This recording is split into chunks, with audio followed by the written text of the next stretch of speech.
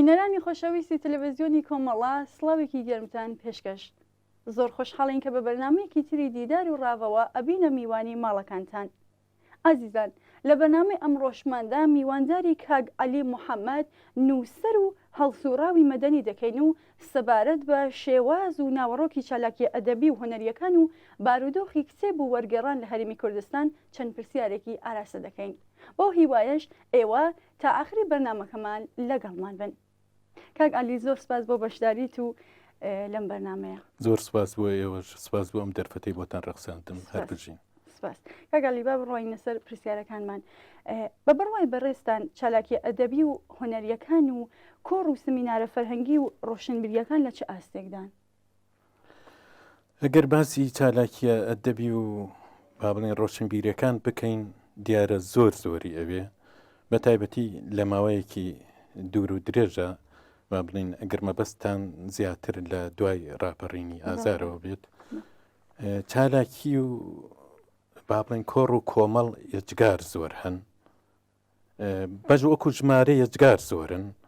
وەکو ڕێکخرا و گروپ و دەستە و یەکێتی و سندیکا و ئەوانە دیسان هەر زۆرن کە تایبەتن بە بواری ڕۆشنبیری و تەنانەت هەندێدا و دەستگا و ناوەندیش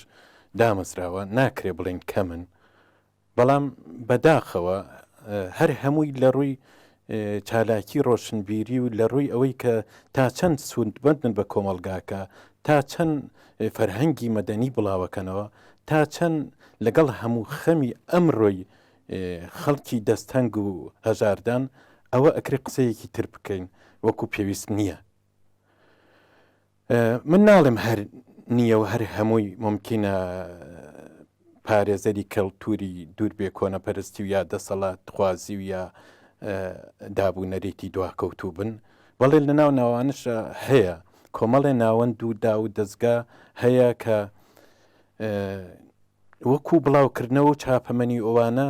بە بڵاوکردنەوەی کتێب و چاپکردنی و با بڵین وەرگێڕان و ئەوانەوە خەریکن، جێگە دەستیان دیارە لە هەموو شارەکانە، بە تایبەتی لە شاری سلێمانیە کە تا ڕادەیەک لە مێژە با بڵین بزوتنەوەی ڕۆشنبیری ئەوانە لە ئاستێکی باشدایە. لەم کتێبانەدا هەندێک جار یا لەو بڵاوکراوانەدا هەندێک جار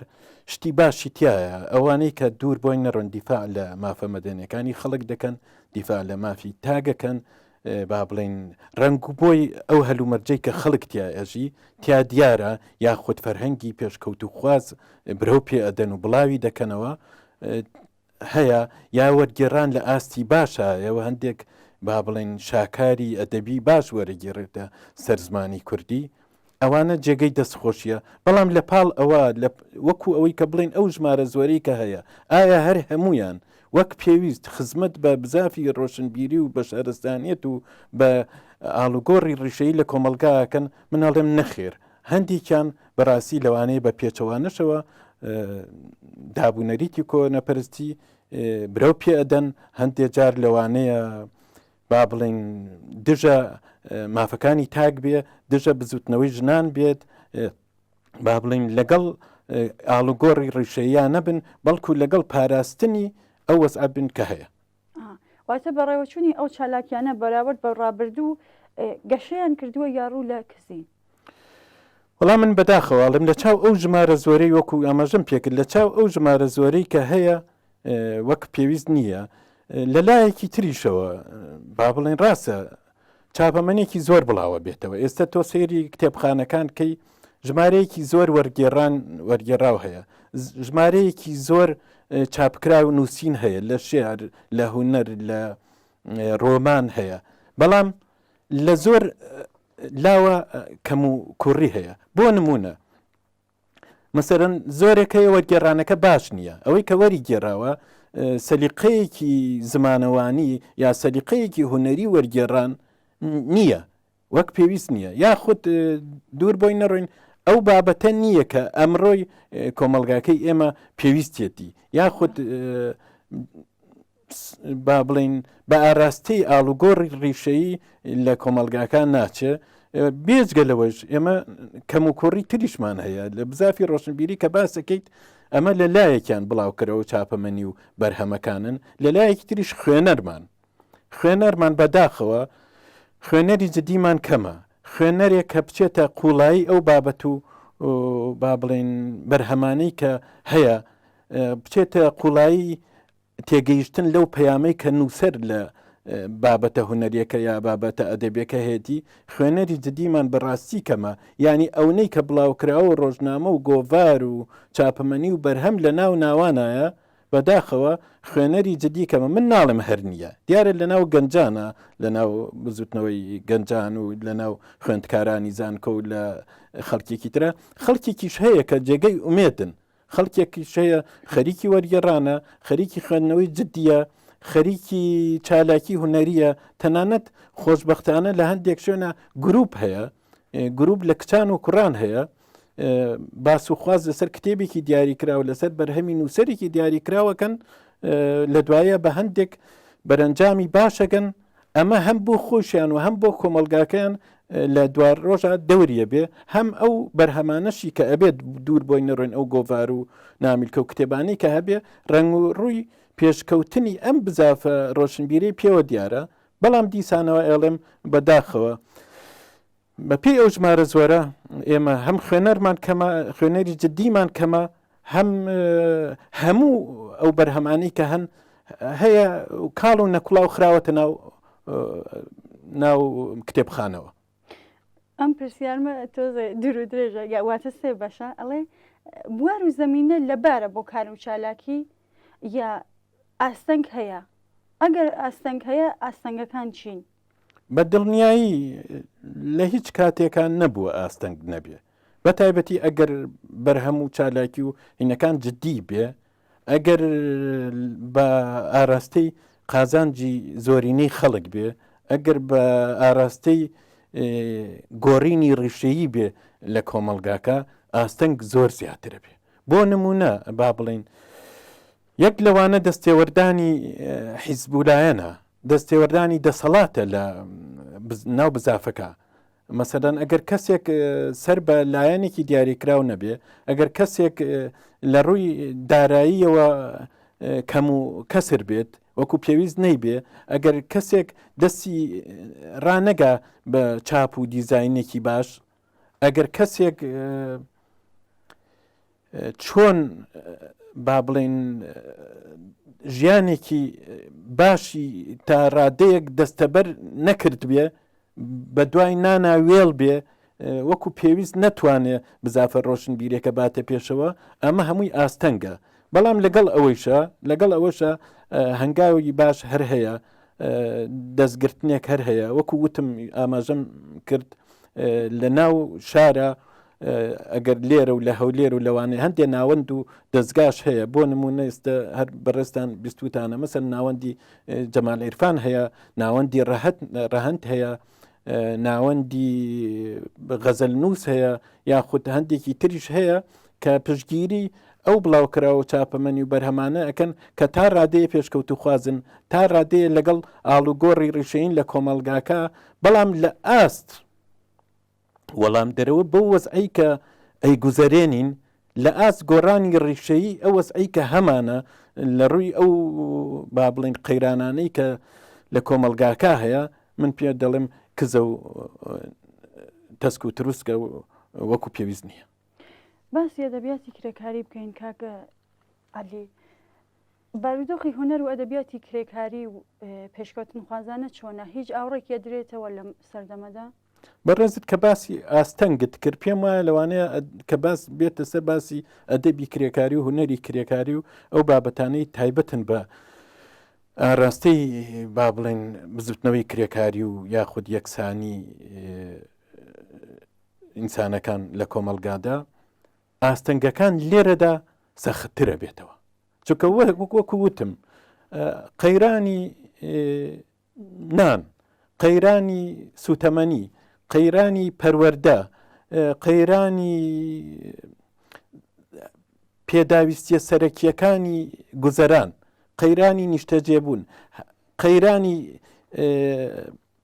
ئیمکانیاتی چاپەمەنی بۆ خەڵکێکی کرێکار و زەحمەتکێش ئەمانە هەمووی ئاستەنگن، ئەمانە هەمووی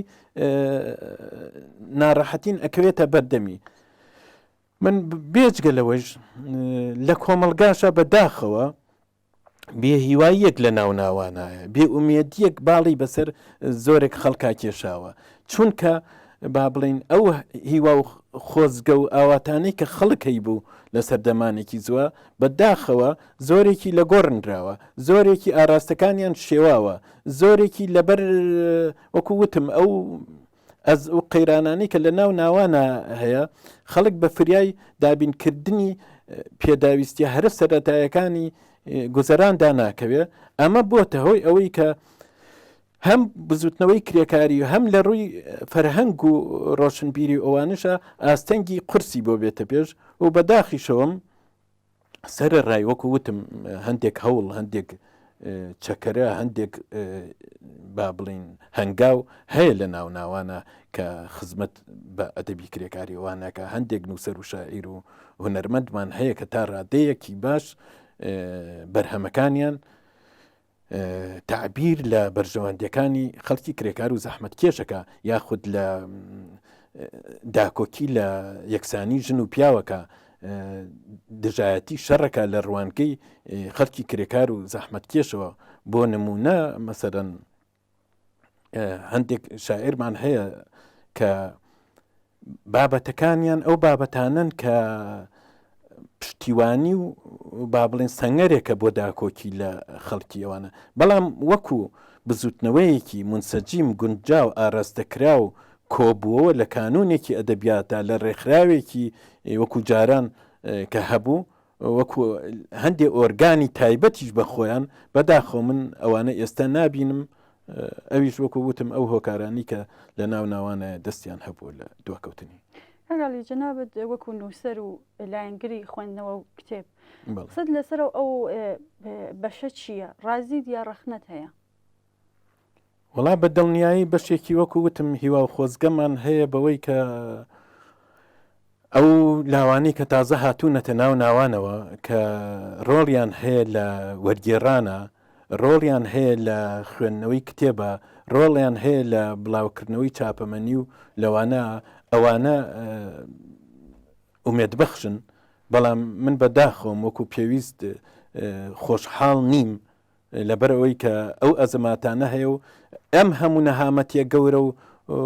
ناڕەحەتیە لە ناو ناوانە هەیە کە چی سەیرەکەیت باری ئەدەبیات و هونەر و شانە و هەموو لقەکان بەداخەوە وەکو پێویست نییە و زۆرێکیان کاڵ و کرچە، زۆرێکیان لە خزمەت دەسەڵاتی سەرمایە و با بڵین ملهوڕی و ئەوانایە، کەمێکیان دیفاع لە خەڵکی زەحمەت کێش و نەدارە، کەمێکیان دیفاع لە بەرابەری ژن و پیاوە، کەمێکیان دیفاع لە شارستانیەت و با بڵین ئاڵوگۆڕی ڕیشەیە لە کۆمەلگا. بەعکسەوە هەندێکیان بەداخەوە بوونەتە پارێزەری کۆنەپەرستی، بوونەتە پارێزەری دەسەڵاتی ملهوڕی، بوونەتە ڕێگر لە بڵاوکردنەوەی ئەدەبیاتی پێشکەوتن خوازیانە. ساوانە زۆر کتێبی زۆر لەسەر زمانەکانتر ئەکرێنەوە بە سەر زمانی کوردی. ئاستی وەرگێڕانەکان چۆنن؟ ناوەڕۆکی کتێبەکاندا چه حەد گۆنجاون بۆ ئەم سەردەما؟ خۆتەزانی وەرگێڕان لە زمانێکە و بۆ زمانێکی تر هەر تەنها زمان زانی پێویست نییە، بەڵکو سەلیقەی هونەریش زۆر پێویستە. تا چەنە ڕۆحیەتی ئەو دەقا پارێزراوە، تا چەنە با بڵین چێژی ئەو دەقا گواستراوەتەوە. من بەداخەوە دیسانە ئەڵێم لەگەڵ زۆری بۆری ئەو وەرگێڕانانە ئەمەش دیسان ئاستەنگی زۆر هاتۆتە پێش. هەندێکی بەڕاستی لەوانەیە ئەگەر پرسیار لە نووسەرە ئەسڵەکە بکەی بڵێ ئەم نووسینە وەرگێڕاوە هی من نییە، ئەو نە با بڵین دەستێوەردانی تێکراوە، ئەو نە مەیل و ئایدۆلۆژیای نووسەرە وەرگێڕەکە دەستی تایەتی. بەڵام لەگەڵ ئەوەشە هەندێک کەسانی پسپۆر هەیە، هەم زمانزانە، هەم تاقەت و توانای هونەریشی هەیە، ڕۆحیەتی بابەتەکە ئایا ئەگەر بەرهەمێکی هوەری بێت یاخۆ مەسەرەن ڕۆمانێک بێت یاخۆ تەنانەت لەبارەی زانستیشەوە بێت وەکو ئەمانەتێک ئەی پارێزێت یعنی تۆ کە ئەی خوێنیتەوە هەم چێژیشی لێ ئەبینی هەم ئەو سوودەشی لێ ئەبینی ئەڵەی ئەو کەسەی کە نووسیوێتی ئەوەیە کە ڕێک لە بەردەمتایە ئەلو بابەتانەشمان هەیە بۆ خۆتان پێشنیارتان بۆ کەسانە کە ئەیانەوەی وەرگێڕانکەن چییە؟ وەکو وتم چەند مەرجێک هەیە پێویستە تیابێ ئەکرێ ئەبێ زمانزانێکی باش بێ هەم زمانەکەی خۆشی هەر زمانە کوردەکەی خۆشی ڕەوان و باش بێ هەم ئەو زمانی تر زۆر شارەزایی هەبێ هەم بزانێ ئەمە ئەمانەتێکە عەجەبە دەسەڵاتی بەسەرە ئاشکێت وەریگێڕێ ئەگەر زانی ناشکێ ئەگەر نووسەرەکەی نەناسی ناتوانێ وەریگێڕێ ئەگەر ئەو چێژەی لە بەرهەمەکەەوە نەقڵ نەکرد تەنانەت باری مۆزیکی بابەتە ئەسڵەکەش ئەبێ ڕەچاوکات ئەگەر زانی دەسەڵاتی بەسەر ئەشکێ و ئەتوانێ بیگەێنێتە وەک خۆی چۆنە بیگەێنێتە خوێنەر ئەو کاتە زۆر زۆر باشە ئەگەر نا بەڕێی من نەیکا باشترە دانێ بۆ خەڵکانێک کە پسپۆڕن لەو بوارە دانێ بۆ خەڵکانێک کە ئەزمموی هەیە لەو بابەتەدا یعنی معقول نییە مەسەرەن کابرا دوور بۆی نەڕۆین تەنها بە زمانزانی خۆی شانازی بکات بەڵام شتێک لەبارەی نووسەرەکەەوە نووسەر ئەسڵەکەەوە نەزانێ تەنها بە زمانزانی خۆی شانازی بکات بەڵام نەتوانێ ئەو مەفهومەی ئەو واتایی ناو بابەتە ئەسڵێکە نەقڵ کات تەنانەت چێژ و با بڵین ئەو پەیامەی کە نووسەرەکە لە پشت دەقەکەیەوە هەیەی ئەوە زۆر گرنگە ئەگەر ئەوە نەپارێزێ ئەوە نەگەیەنێ چی کرد یعنی هەر تەنها بە ناو ژمارەی کتێبی کتێبخانەکانمانی زیاد کرد ئەو کاتە من پێم وایە زەرێک لە خوێنەری ژەدا و زەرێکیش لەو با بڵین نووسەرە ئەسڵێکە ئەدا کە وەکو بەرهەمهێنەری کارێکی ناشیا و ئەی خاتەڕوو کاگەلیەتوان ئێستا ناوی چەند کتێبمان بۆ بەرن کە بە باشی وەرگێڕدراون بەسەر زمانی کوردی منە ترسم ناو بەرم هەندێ ناو بەرم و هەندێ ناوی تر نەبم بەڵام هەندێک کەس هەیە لە ڕووی وەرگێڕانەوە سەری قەوتوانایەکی باشی هەیە هیوادارم ئەوەی کە ناوم نەبرد بێ لێم ببوورێ بەڵام دوور بۆی نەڕۆین کاگ ئازاد بەرزنجی کە لە بەڕێوبەری سەردەمە دەستێکی بەتوانای هەیە لە وەرگێڕانە من بۆ خۆم کە بابەتەکانی ئەخوێنمەوە هەم چێژ و هەم سوودێکی زۆر باشیشی لێ بینم پشکۆ نەجمەدینی شاعیر هەیە ئەوەی کە نووسەری ئەزمون و یادە زۆر جار تەرجمەی شارەکانی مەولانا و هی تریش ئەکات هی هەندێک شاعیری عەرەبیش ئەکا زۆر چێژی لێ بینم زۆر بە چاکێزانم هەندێک کەسی کەش هەیە وەکو هەڵکەوت عەبدوڵڵا و یا مامۆستا حەمە ساڵح و ئەوانە هیوادارم ئەوانش کە ناوم نەبردن لێم ببوورن کاگەلی بینەوە سەر کار و چالاکیەکانی خۆتان بەچیوە مەشغوڵن من پێشووتر لەوانەیە چیتان کردو بەڵێ وەکو ئاگادار بن من هەندێک دەستگای ڕاگەاندن کارم تیا کرد ماوەیەک بەرنامەم هەبوو لە تەلەڤیزیۆنی ڕێگا ماوەیەکی تریش سەرنووسەری چەند ڕۆژنامە و گۆڤار و ئەوانە بووم لە هی سندیکا و لە هی ڕێکخراوی ژنان و ئەوانەدا بەڵام بەداخەوە بەهۆی ئەو قەیران و کەمی بۆ جە و ئەو شتانەدا ئەوانە هەمووی ڕاوەستان ئێستا ڕاستیەکەی وەکو خوێندنەوە بە چڕوپڕی خەریکی خوێندنەوەم بە تایبەتی پێم خۆشە کۆمەڵێک با بڵێن ڕۆمانی بەهێز هەیە هەم لە زمانەکانی کە وەرگێڕاوە هەیە هەر دانەرەکەی نووسەری خۆمانە تا حەدێکی ڕخنەگرانن لە کۆمەلگاکە ئەوانە خەریکی ئەوانم و هەندێک جاریش خوێندنەوە بۆ ئەو کتێبانە ئەەکەمەوە کە ئەی خوێنمەوە ئەوە هەندێک برادر پێی باشە یاخود ئەو چالاکیانەی کە ئەکرێت لە ناوشارە ئەگەر بە فریای بکەوم و پێم باش بێ ناوەرۆکی ئەو چالاکیە مەسەرەن سیمینارە بێ کۆڕ و کۆمەڵە بێ یاخود کتێبێک خوێندنەوەی بۆ ئەکرێ ناوەرۆکی ئەو چالاکە گێزمە و زیاتر لە فەیسبووکە بڵاو یەکەمەوە هەندێک برادەر و خەڵکان هەیە پێیان خۆشە بە تایبەتی ئەوانی کە نەچون بە ئەو چالاکیە بیبینن و کارێکی تریشم هەیە ئێستا ئەو بەرهەم و چالاکیانەی کە پێشووتر هەم بووە ئێستا خەریکی تایبکردنی ئەوانم ئەگەر ڕۆژگارێک بێت دەرفەتم بۆ بگونجێ و چاپیکەم و بڵاویکەمەوە. من پرسیارێکم نەما ئەگەر شتێک بە پێویست دەزان خۆتان ئاماژە پێ بکەن فەرموون. زۆر سپاسدانەکەم دیسان سپاس بۆ ئەو دەرفەتەی بۆتان ڕەخساندم منی شتێکی ئەو تۆ من نییە و هیوادارم ئەو ئاستەنگانەی کە وەکو باسمان کرد سووکتر بێ و نەمێنێت و بزوتنەوەی ڕۆشنبیری و شارستانێت و مەدەنیێت و یەکسانی خوازی بەرەو پێش بچێ و بە تایبەتی کە فەرهەنگی پێشکەوت و ڕۆڵێکی کاریگەری بینێ لە پێشکەوتنی کۆمەڵگادا هەر بژین. هیوادارم زۆر سپاس بۆ بەشداریتان. سپاس بۆ تۆ شار بژیت مەمنون. سپاس. بەڵێ خۆشەویستان بەم جۆرە گەیشتنە کۆتایی بەرنامەی ئەم ڕۆژمان زۆر سپاس کە تا ئێستا بینەرمان بوون تا بەرنامەیەکی تر ماڵاوە.